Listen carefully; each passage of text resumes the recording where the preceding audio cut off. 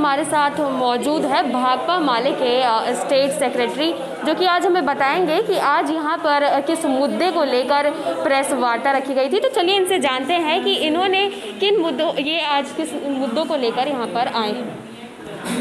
नहीं, यहाँ ऐसे जो बैठक आयोजित है, ये रसोइया कर्मी हैं, ये पूरे राज्य स्तर पर अपने आंदोलन की योजना बना रहे हैं, उसको लेकर के आज बैठक आयोजित की गई है। लेकिन हमारी पार्टी की ओर से इस दौर में जो मुहिम संचालित किए जा रहे हैं, सिर्फ रसोइया का मामला नहीं है, बल्कि इस दौर में पूरे राज्य में ही पिछले समय हम लोग फादर स्टेन स्वामी की जो मौत हुई, उनकी एक तरह से कस्टोडियल डेथ जो हुए, उसके खिलाफ में एक मुहिम संचालित कर रहे थे। तो इस दौर में जिस तरह से किसानों पर हमले हो रहे हैं, छात्र नौजवानों के अधिकारों को जिस तरह से कर्टेल किया जा रहा है, और जिस तरह से रोज़गार के सवाल पर केंद्र की और राज्य सरकारें युवाओं के साथ धोखाधड़ी कर रही है, तो इन सवालों को लेकर के पूरे राज्य में हम मुहिम संचालित करने की योजना बना रहे हैं। और इस लिहाज से कल से हमारा संकल्प सप्ताह भी शुरू हो रहा है।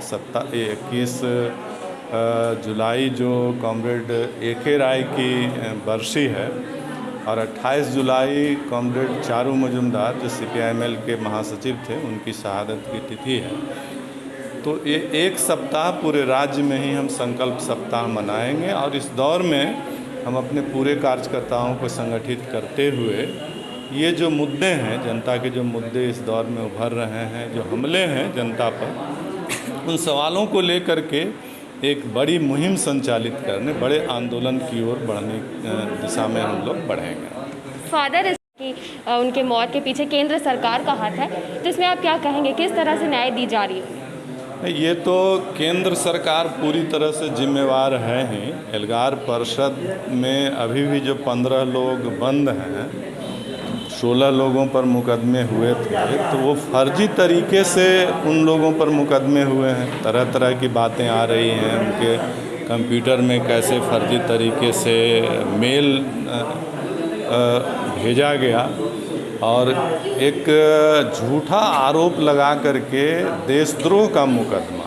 वे लोग जो जनता के सवालों पर लड़ रहे थे, सरकार के खिलाफ में वो आवाज़ बुलंद कर रहे थे, देश के जाने माने सामाजिक कार्यकर्ता, विभिन्न तरह के प्रबुद्ध लोग थे, तो इन लोगों पर जिस तरह से फर्जी मुकदमे करके फंसाया गया, जेलों में बंद रखा गया है। लेकिन झारखंड के जो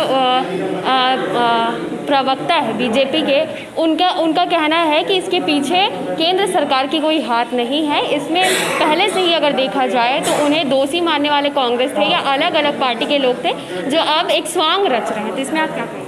नहीं, ये तो जो मुकदमा किया गया है, एल्गार परिषद में जिन लोगों पर मुकदमे किए गए, वो तो बीजेपी सरकार के दौर के मामले हैं, और इसमें NIA का मामला है, जो बीजेपी की सरकार ही इसको संचालित कर रही थी। इसलिए इसमें दूसरी पार्टियों को, दूसरे राज्य सरकारों को दोषारोपित करना वो गलत है। ये पूरी तौर पर केंद्र सरकार, बीजेपी की सरकार ने लोगों पर फर्जी मुकदमे लगाया है, और फर्जी मुकदमे लाद कर जो विरोध की आवाज़ है, उस विरोध की आवाज़ को दबाना चाहते हैं। ये बात दूसरी है कि जिस UAPA को लेकर के चर्चा है कि UAPA के तहत इन लोगों को फंसाया गया, तो UAPA का मामला तो कांग्रेस के पीरियड से ही चला आ रहा है। ये सच्चाई है। कांग्रेस भी अपने सरकार के समय में गलत उसका इस्तेमाल की, लेकिन आज जब उसका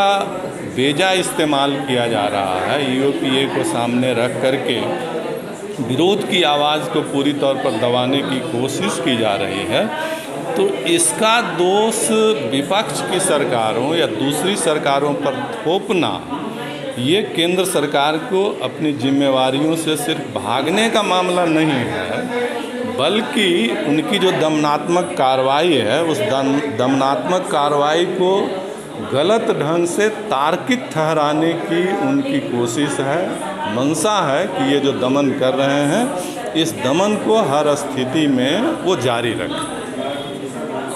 देखा आपने, ये थे हमारे साथ भाकपा माले के और सेक्रेटरी। आप देख रहे हैं कि किस तरह से फादर स्टेन स्वामी का मुद्दा एक नया दिशा, प्रत्येक दिन आप देखेंगे कि नया मोड़, नया दिशा लेते जा रहा है। इसके बावजूद जो है फादर स्टेन स्वामी को न्याय दिलाने की जो मुहिम चलाई जा रही है वो अब तक सफल नहीं हो पाई है। इसी को लेकर आज हम भाकपा माले के सेक्रेटरी हमारे बीच मौजूद थे, जिन्होंने कई तरह की जानकारी दी कि उनके ऊपर किन किन तरह के आरोप लगाए गए थे। NIA और जो UPI ये सब के जो आरोप लगाए गए थे उनमें किन किन कब किसकी सरकार चल रही थी, सबकी जानकारी दी है। तो आप समझ सकते हैं कि अभी फादर स्टेन स्वामी जो झारखंड के लोग अबुआ राज को एक नई दिशा दिलाना चाहते थे, उन्हें लेकर आज झारखंड के लोग एकजुट होकर उन्हें न्याय दिलाने की मांग को लेकर आज यहाँ उपस्थित हुए हैं झारखंड में। लेकिन अब देखना ये होगा कि आखिर कब तक फादर स्टेन स्वामी को न्याय मिलती है। तब तक के लिए बने रहे एशिया न्यूज़ इंडिया के साथ मैं कीर्ति सिंह, कैमरा पर्सन कृतिराज के साथ रांची।